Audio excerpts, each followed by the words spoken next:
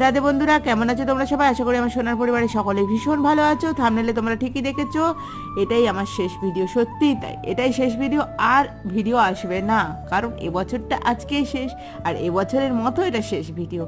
Next year তো কাল থেকে শুরু, তো নতুন বছরে নতুন নতুন ভিডিও আসবে, এবং আশা করছি তোমরা যারা আমার পাশে এতদিন ছিলে তারা আরও আমাকে সাপোর্ট করবে, আমাকে ভালোবাসবে, আমার সোনা বাবাদের পাশে থাকবে, আমার সোনা বাবাদেরকে ভালোবেসে আমাকে একটু উৎসাহিত করে তুলবে।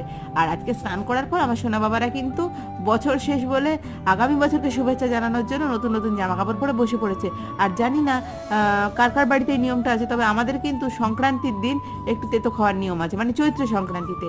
তো সেই জন্য সোনা বাবাদেরকেই বা বাদ দিই কী করে, তাই ওদের আজকে লাঞ্চ মেনুতে কিন্তু একটু উচ্ছে ভাজা ছিল, তেতো হিসেবে তো থাকতেই হবে।